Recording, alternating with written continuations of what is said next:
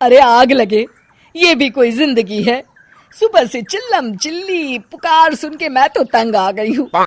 अरे वो भी क्या दिन थे जब मैं गांव में रहा करती थी। पहले बड़ी सुखी थी मैं। पहले मेरी जिंदगी क्या थी और अब क्या हो गई है। शहर में तो लोग भेड़ बकरी की तरह जीते हैं। जीने का असली मजा तो गांव में है। क्यों, क्या हुआ माँ जी? आज गांव की बहुत याद आ रही है आपको? अरे हाँ बहू, शहर का जीना भी कोई जीना है। लोगों की आधी जिंदगी तो सड़कों के ट्रैफिक में निकल जाती है और यहाँ रखा ही क्या है। एक बात कहूँ, दिल्ली शहर अब पहले जैसा नहीं रहा। क्या माँ, जब देखो गांव के गुणगान गाती रहती हो। ठीक है, इस बार ना बच्चों के कॉलेज की छुट्टियों में हम सब गांव चलेंगे, ठीक है? हाँ, ये ठीक है। फिर कुछ दिनों के बाद सारा परिवार अपने गांव चला जाता है। अरे वाह, कितनी ताजी और साफ हवा है, कितनी शांति है यहाँ। चल बहू, अब बढ़िया सा खाना बना दे, मजे से आंगन में बैठ के खाएंगे। सुशीला गांव का माहौल देख बड़ी खुश होती है। 2 दिन के बाद गांव की कुछ औरतें सुशीला के घर आती हैं। बड़े दिनों के बाद गांव आई है सुशीला। हमें तो लगा कि तू शहर जाके गांव को भूल गई। और बतिया, तेरी बहू कैसी है? जरा मिलवा तो उससे।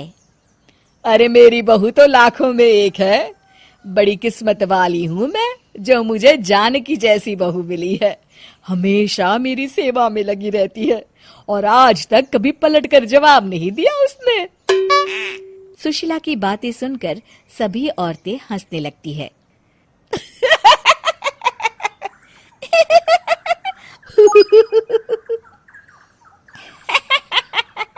अरे कुछ भी बोले जा रही है। तबीयत तो ठीक है? तेरी बहू चांद से आई है क्या? क्यों बहनों, दुनिया की कोई भी बहू अच्छी होती है क्या? सब औरतें ममता की हाँ में हाँ मिलाती हैं। अरे मैं तो कहती हूँ दुनिया की हर बहू सास का खून चूसने वाली डायन होती है, डायन।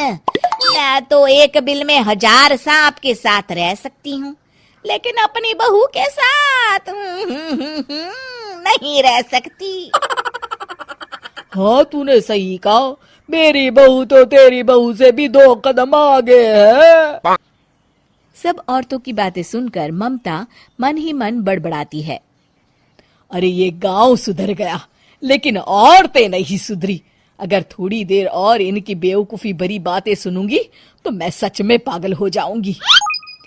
फिर सुशीला उन औरतों को घर से दफा कर देती है और राहत की सांस लेती है। अरे बहू, जरा बाम लाके मेरे सर पर तो लगा दे। उन औरतों की फालतू बातें सुनकर मेरा सर चकरा गया है। इस गांव की औरतों का तो भगवान ही मालिक है। फिर अगले दिन सुशीला की सास उससे कहती है, अरे बहू, तू यहाँ क्या आराम फरमाने आई है? आखिर ये तेरा ससुराल है। चल चल, घर के कामों में हाथ बटा। शहर में कुछ काम धाम तो करती नहीं है।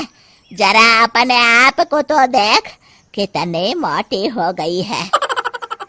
सारा दिन घर का काम करने के बाद शाम को सुशीला, हाय मेरी कमर, हाय मेरे पैरों ने तो जवाब दे दिया। आज तो मुझसे मक्खी भी न मारी जाएगी। अरे बहू, जरा आकर मेरे हाथ पैर तो दबा दे। जी माँ जी, अभी आती हूँ। तभी सुशीला की सास जानकी को रोकते हुए कहती है, अरे रुक जा बहू, एक दिन काम करके इसको इसकी नानी याद आ गई। हम लोग तो रोज इतना काम करते हैं, कोई जरूरत नहीं इसके हाथ पैर दबाने की। सुबह तक सब ठीक हो जाएगा। सुशीला अपनी सास की बातें सुनकर हैरान रह जाती है।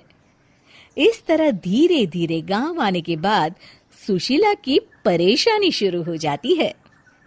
फिर एक दिन, अरे आज तो मैं कपिल शर्मा देखूंगी क्योंकि आज संडे है। सुशीला जैसे ही टीवी ऑन करती है तभी बिजली कट जाती है। अरे सत्यानाश, इस बिजली को भी अभी जाना था। इतने दिनों से मैं टीवी सीरियल देख नहीं पाई। हमारा देश इतनी तरक्की कर रहा है, अरे पता नहीं ये गांव कब सुधरेगा। अरे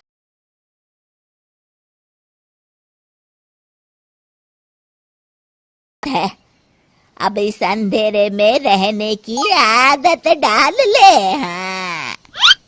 हे भगवान, अब क्या होगा? ऊपर से इन मच्छरों ने जीना हराम कर रखा है। दूसरी तरफ घर के काम कर करके और बिना किसी सुविधा के सुशीला तंग आ जाती है और उसे शहरी जीवन याद आने लगता है। क्यों माँ, मजा आ रहा है ना? अरे आपने ऐसी सूरत क्यों बना रखी है? मुस्कुराइए, अब हम गांव में हैं। मोहन के साथ जानकी भी अपनी सास की खिंचाई करती है। हाँ हाँ माँ जी, आप ही तो यहाँ की बड़ी तारीफ कर रही थी। फिर अभी तो कुछ ही दिन बीते हैं, वैसे भी अब तो आप यहीं रहने वाली है ना? अरे नहीं नहीं बहू, मैं एक दिन और यहाँ रुकी तो मर जाऊंगी। मुझे शहर ले चलो। क्या दिन थे, कितनी सुखी थी मैं वहां। ठीक है माँ, हम कल ही वापस शहर चले जाएंगे।